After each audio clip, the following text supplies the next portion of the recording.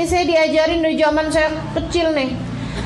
Kalau mau bangun sebelum subuh atau bangun di waktu yang kita mau gitu ya. Nah, tuh kita baca ayat terakhir dari surat Al-Kahfi. Ibu-ibu sekalian yang saya muliakan, itu hal yang bisa kita lakukan. Yang terakhir, hal yang kamu bisa lakukan adalah bahwa, Bu, apa-apanya yang menentukan bangun nggak bangunnya kita tuh Allah Subhanahu wa taala. Dan para ulama mengatakan, dan ini bikin sedih ya, ibadah di waktu malam adalah undangan. Allah hanya akan mempersilahkan masuk para tamu-tamu yang diundang. Kok kita nggak bangun-bangun? Ya belum jadi undangan. Kita nggak bangun-bangun, kayaknya emang belum diundang-undang, teman-teman saya sekalian. Gimana caranya biar diundang? Jadilah hamba Allah yang lebih soleha. Undangan-undangan Allah yang lain dikerjain. Nanti ibu bakalan diundang buat tahajud. Nanti kalau udah sering lama-lama diundang buat tahajud, ntar diundang juga buat haji. Diundang juga buat ziarah ke makam Nabi. Gitu kan? Karena semua ibadah ini undangan, ibu-ibu sekalian. Ibadah itu semuanya undangan. Termasuk juga segala tahajud juga undangan dari Allah Subhanahu wa taala. Allah hanya akan perkenankan hamba-hambanya yang diundang aja, yang dia mau aja.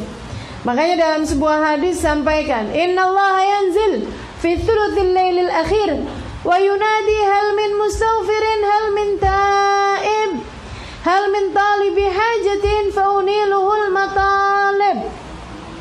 Sesungguhnya Allah turun di sepertiga malam yang terakhir. Turun.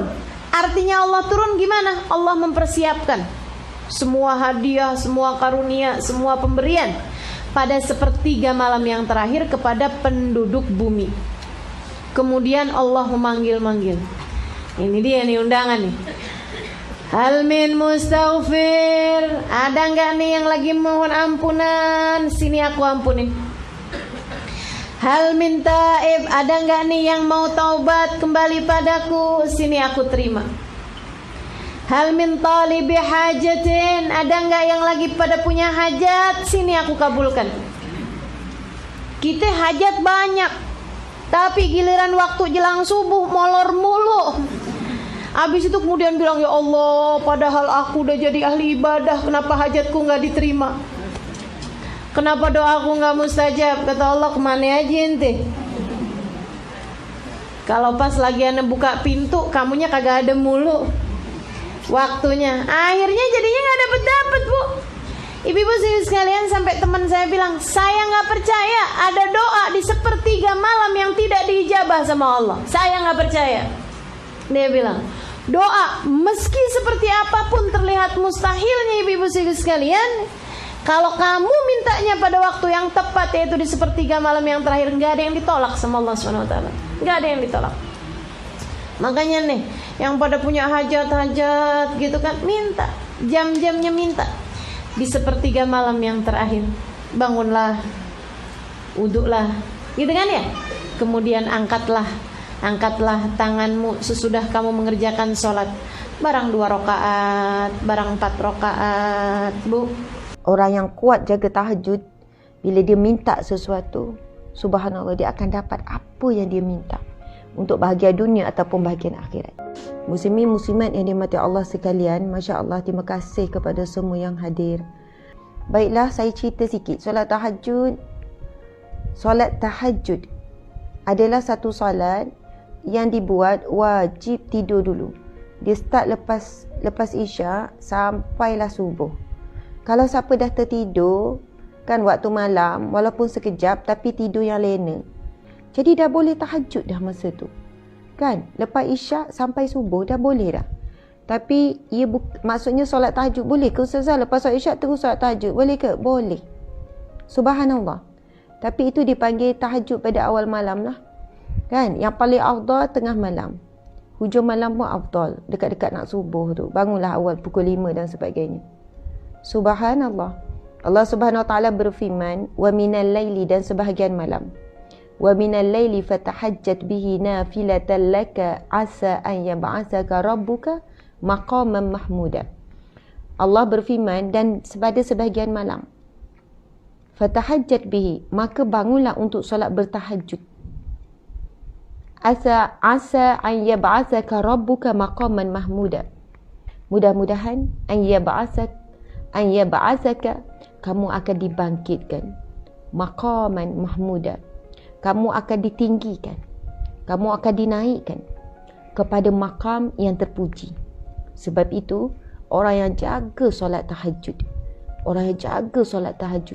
dia ada kedudukan yang sangat istimewa.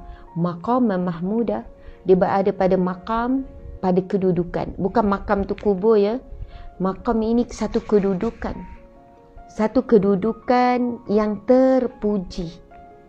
Muslimin muslimat, apabila Allah memuji seorang hamba, tidak ada manusia, tidak ada makhluk yang boleh mengeji dan menghinanya. Kalau ada pun yang mengeji menghina, orang yang menghina dan mengeji itu muslimin muslimat, dialah yang akan terhina dan dia akan mendapat kesan yang sangat berat dan dahsyat. Muslimin muslimat dimati Allah sekalian. Dan banyak lagi firman Allah tentang kelebihan orang yang bangun bertahajud. Itu saya cerita waktu daripada Isyak sampai subuh, itu waktu tahajud. Syarat dia tidur walaupun sekejap, tapi lena. Bukan tidur-tidur ayam, tidur-tidur itik tu ya. Bukan tidur-tidur main-main. Aku dah tertidur. Subhanallah, tidur yang lena walaupun 10 minit. Walaupun 15 minit. Dah boleh dah start tahajud. Tapi yang paling afdal pada waktu orang paling ramai tidur. Pukul berapa paling ramai tidur? Kalau solat tahajud pukul 2, pukul 3. Pukul 12 ramai lagi tak tidur. Pukul 1 ramai lagi.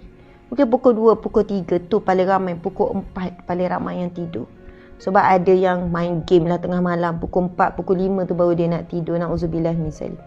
Waktu orang semua sedang berselimut, semua orang sedang tidur lena, masa tu trafik kita dengan Allah tak sibuk. Contohlah ya, pada waktu subuh, maghrib, isyak, subuh, zuhur, asar, maghrib, isyak, kan waktu semua ibaratnya kalaulah semua orang kan masa tu solat. Ramai sangat solat. Solat ni kan doa. Jadi ramai sangat yang hubungi hotline tu sibuk. Kan? Allahu Akbar. Sibuk hotline. Soalannya hotline, call ataupun doa pada Allah tu sibuk. Banyak sangat yang berdoa masa tu. Sebab solat itu doa. Ramai yang berdoa ni masa ni. Masya Allah. Tapi muslimin-muslimat, pada waktu malam, pada waktu tahajud tengah malam, masa tu line kosong. Trafik tak sibuk. Tak ramai orang bangun pada waktu malam ni. Sangat sedikit. Subhanallah, sangat sikit. Lalu kita bangun pada waktu ni. Dalam hadis kudusi Allah berfirman, sesungguhnya aku turun. Kan, pada waktu pertengahan malam, aku turun ke langit dunia, ke langit bumi, untuk mencari-cari di mana hamba-Ku yang meminta untuk aku makbulkan, di mana hamba-Ku yang meminta yang mohon pertolongan untuk aku beri pertolongan. Sebab itu para ulama kata, orang yang bangun solat tahajud ini, dia kalau memanah tu, kan kalau kita main panah tu, panah macam ni panahan. Macam ni ya. Pernah juga saya memanah. Kalau kita memanah tu, muslimin muslimat, Masya Allah, ibarat bila kita panah betul-betul kena tengah-tengah yang bahagian semua orang nak target tu. Faham ya? Tengah-tengah bagi orang nak target tu. Faham? Soalannya, apa yang kita minta memang exactly tepat sebagaimana yang kita minta, kita akan dapat. Sebagaimana kita panah busur tu kena betul yang tengah tu.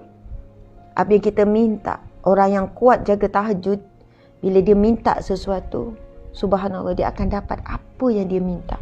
Untuk bahagia dunia ataupun bahagian akhirat. Okay. Daripada Jabir bin Abdullah, Rasulullah SAW bersabda. Ini hadis riwayat Muslim, ya, hadis sahih. Di malam hari terdapat suatu waktu yang tidaklah seorang Muslim memanjatkan doa pada Allah berkaitan dengan dunia dan akhirat. Berdepatan dengan waktu tersebut, malaikat Allah akan memberikan apa yang ia minta. Hal ini berlaku pada setiap malamnya. Subhanallah. Allahu Akbar.